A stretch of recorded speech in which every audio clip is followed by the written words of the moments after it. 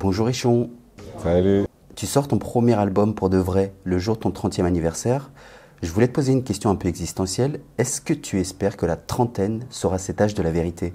Non, en vrai non. En vrai non, parce que la vérité elle changera en fonction... J'avais ma vérité avant, j'ai ma vérité maintenant, j'aurai celle d'après. Je pense que j'ai trouvé une réponse, en tout cas, qui est que il n'y aura pas de vérité, il n'y aura pas de fin. Tu vois ce que je veux dire? Il n'y aura pas un truc qui va faire que, vas-y c'est bon, là je peux rester là tranquille. À part peut-être la mort et encore, je crois même pas qu'elle sera comme ça. Tu vois? Non, je pense pas. Je pense pas qu'en avançant, on avance vers la vérité. Je pense qu'en avançant, on avance vers... Enfin, si on fait le travail, vers ce qui nous convient le plus, tu vois? Si on fait le travail. On va de plus en plus vers, pas la vérité, mais vers ce qui nous va le mieux. Tu vois, les personnes plus âgées, ils ont la sagesse. Mais la sagesse, c'est pas forcément la vérité. Tu vois ce que je veux dire? Plus on vieillit, plus on a de l'expérience, plus on peut avoir une meilleure analyses sur ce qu'on a fait, du coup sur ce qu'on va faire, tu vois? Ouais, c'est ça, c'est ça. Et quelle est l'analyse sur ce que tu as fait? Donc, j'ai beaucoup cherché, du coup. Je suis allé à tous les opposés possibles, j'ai tiré les curseurs le plus loin possible pour voir mes limites. Je pense que je les ai atteintes à certains endroits, tu vois? Et avant d'aller trop loin, eh bien, ouais, voilà, j'ai su rebaisser certains, rééquilibrer, monter d'autres, comme ça, ouais. C'est une belle image, je pense, là, celle des curseurs, ouais. Est-ce que c'était important pour toi d'aller vers les extrêmes afin de trouver un certain équilibre qui te convient? Important, je sais pas, mais en tout cas, ouais, c'est dans ma nature. C'est dans ma nature, je suis un peu obligé, malheureusement, en cherchant, tu sais, c'est comme quelqu'un qui creuse, il va trouver une première pierre, il se dit, ah, il va chercher encore, au plus loin, sans jamais s'arrêter. C'est un peu obsessionnel, malheureusement, ouais. Important, non, mais ouais, c'est dans ma nature de pas lâcher et d'aller plus loin, ouais. Dans le morceau 2018, Club des 27, sorti il y a 2 ans, tu dis « La vérité, on passe notre temps à l'esquiver, on oublie ce qu'on vit quand on reste ivre ». Qu'est-ce que tu peux dire là-dessus? Bah...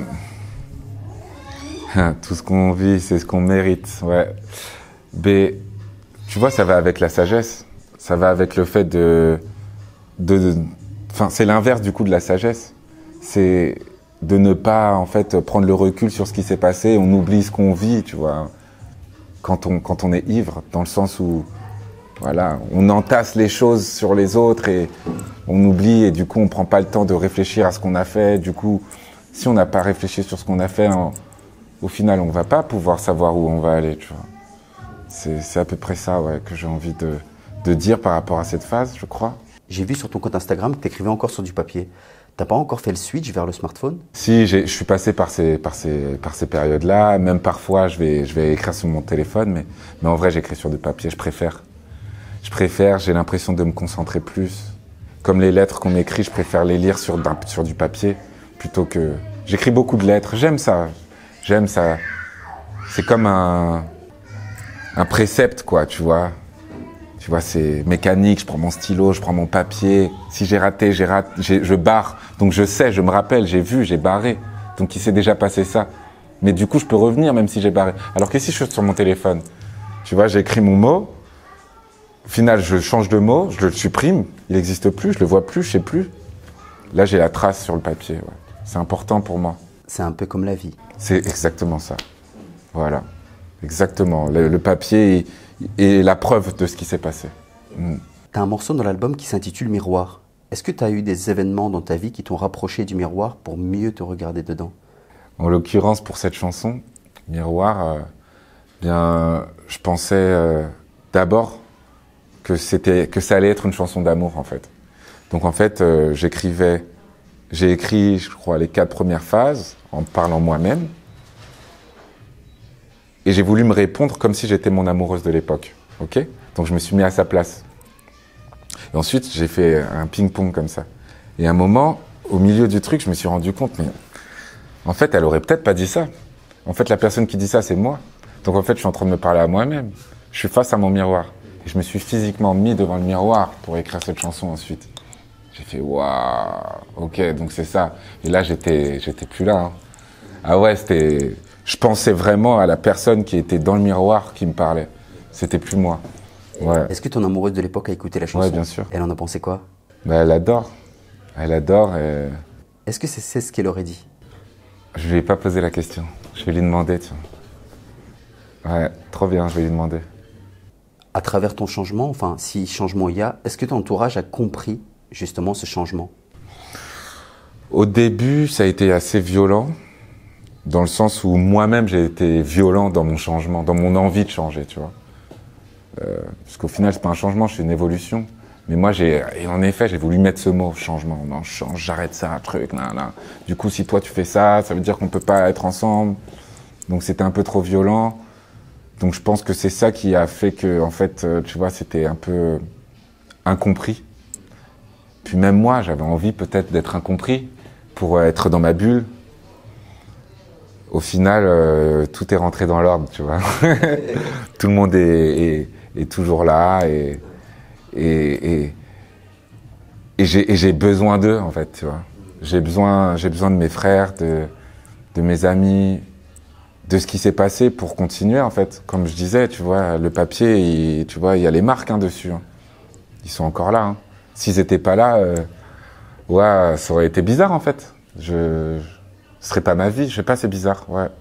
T'as parlé d'être incompris. Est-ce que c'est un peu ça l'ADN d'un artiste? Non, je pense que c'est... Un moment, on se croit incompris par la frustration, tu vois, par le fait de... En fait, la frustration nous aide à écrire. Et du coup, enfin, moi en tout cas, dès que je ressens une sensation, comme la sensation d'être incompris, je vais puiser dedans, tu vois. Je vais chercher pourquoi je suis incompris, pourquoi ils comprennent pas ça, pourquoi machin. Ouais, je pense que je tire, encore une fois, comme les curseurs. Ah, il y a celui-là, là. Vas-y, fais voir. Ah, ok, j'ai capté. Et là, ça fait une chanson, en fait. Ouais. Il y a beaucoup d'artistes qui disent que la musique est une forme de thérapie, qu'ils vomissent leurs émotions. Est-ce qu'inversement, ta création a fait le chemin inverse, comme un miroir finalement? Tu te penches sur la création et celle-ci t'apprend des choses sur toi. Ouais, bien sûr, clairement. Je me rappelle, la première fois où ça m'a fait ça, où je m'en souviens, c'est j'avais écrit une chanson qui s'appelait Cyclique sur mon premier EP. Elle s'appelait Cyclique, la chanson aussi d'ailleurs. Et en fait, dans cette chanson, j'ai employé des mots que je ne connaissais pas. Je te jure. J'ai mis les mots parce que ça rentrait bien, ça rimait bien, c'était pile le nombre de syllabes qu'il fallait, c'était parfait. J'étais pas sûr du mot qu'il existe ou quoi. Je suis allé regarder derrière, c'était exactement ça. C'est un truc de ouf. Du coup, je me suis rendu compte que putain, en fait, ouais, c'est ça que je voulais dire sans le savoir, tu vois. Donc ça m'a fait réfléchir après, quoi, tu vois. Ouais, bien sûr. Même là, c'est une thérapie ce que je suis en train de faire avec toi, là, tu vois. Je suis en train de réfléchir à ce que je fais, comment je vis. Ouais, c'est clair, c'est dans les deux sens. Ouais, dans les deux sens, c'est cyclique. Dans le morceau SOS, il y a une phrase qui m'a marqué. Tu dis « Je vis depuis que je sais que je suis mort. J'essaye de mourir depuis que je suis môme. » Qu'est-ce que tu peux nous dire là-dessus?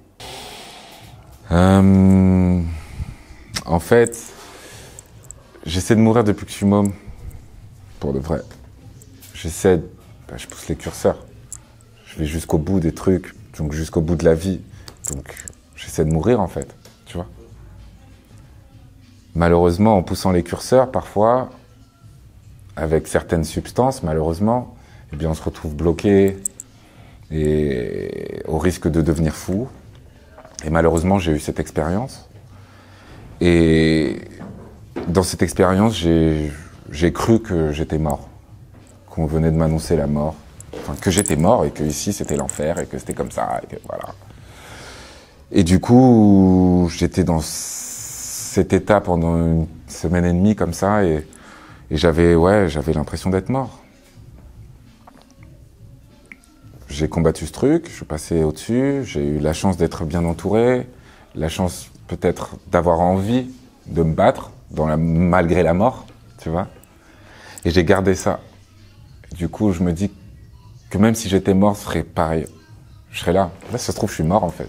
Mais je suis là, donc c'est ça la vie. Donc je vis depuis que je sais que je suis mort. J'ai encore plus de vie à donner. Voilà. Cette phase, elle rappelle aussi un peu cette vision spirituelle qui dit que dans la vie, on doit mourir une fois pour renaître pleinement dans la vie finalement. Ça fait partie de tout ça. Hein. Ouais, de toute façon, moi j'adore malheureusement la mort. Tu sais, c'est comme au tarot, tu sais, la carte de la mort, elle peut faire peur comme ça.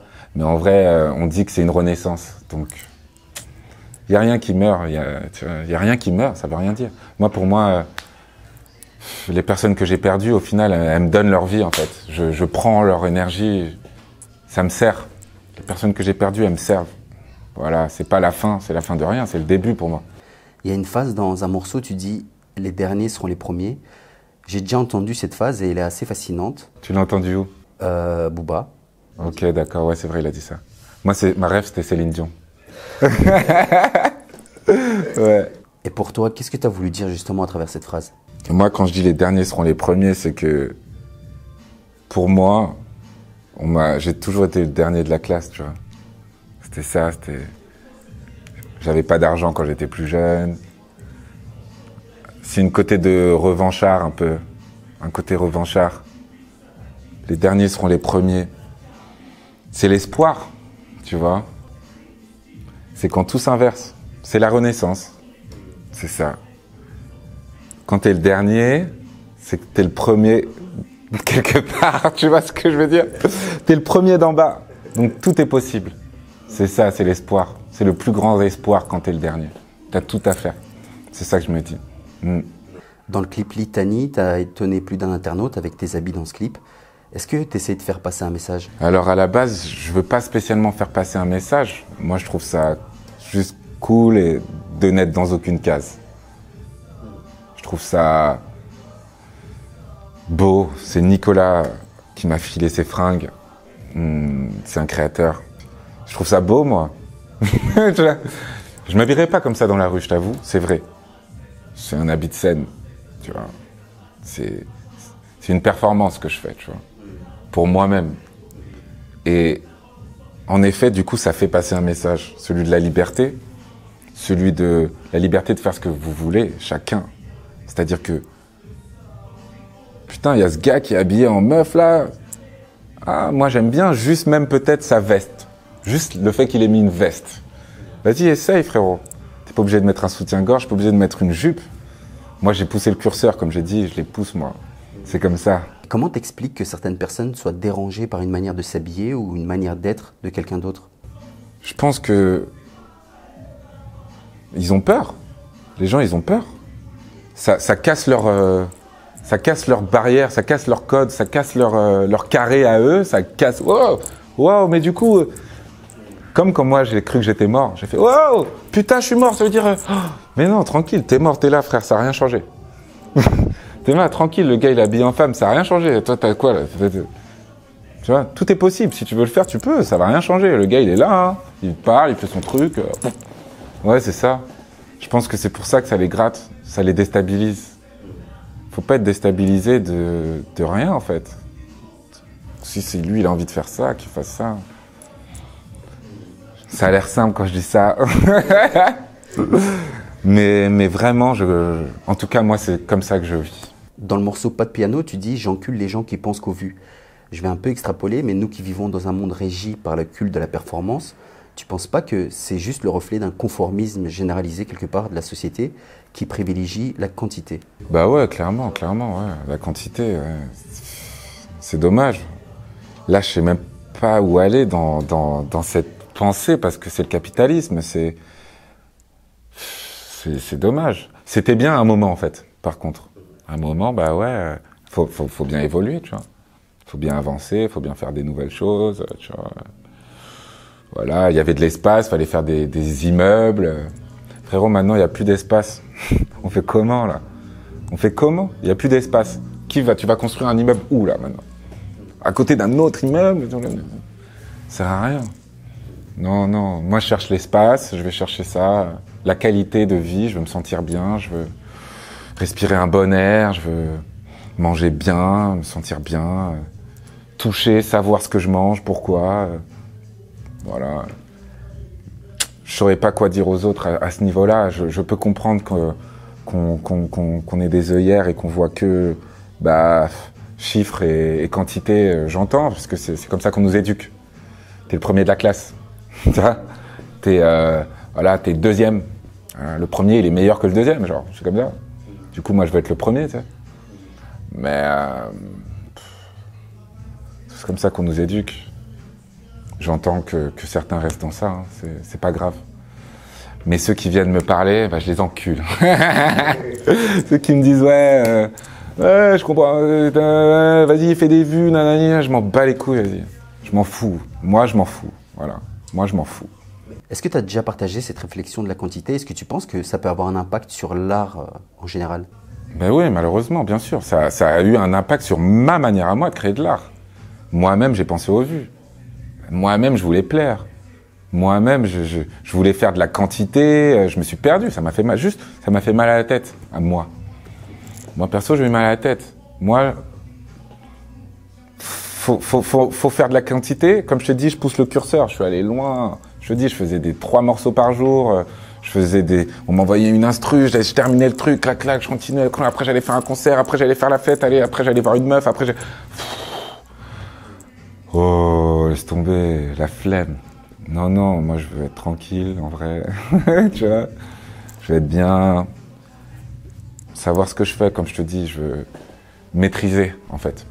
Avant qu'on me maîtrise. Avant que mes vues, avant que les vues, les machins, le chiffre soient ce qui me maîtrise, je veux moi le faire. Être content au moment où je fais le truc, je veux le sentir. Voilà, c'est ça. Et est-ce que tu es content aujourd'hui?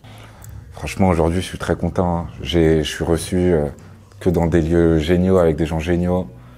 Les gens comprennent ce que je dis et cherchent à comprendre ce que je dis. Ça me nourrit. Il n'y a que de l'échange, là. Je vois tout ce qui se passe maintenant. Voilà. Du coup, je suis content. Il y a des jours où ce sera encore compliqué, il y a des jours où c'est compliqué. Hein. Je dis pas, hein, ça le sera encore. Peut-être encore plus, peut-être machin. Mais aujourd'hui, je sais que c'est qu'un moment. Et qu'il suffit que je fasse ça. Et là, c'est reparti.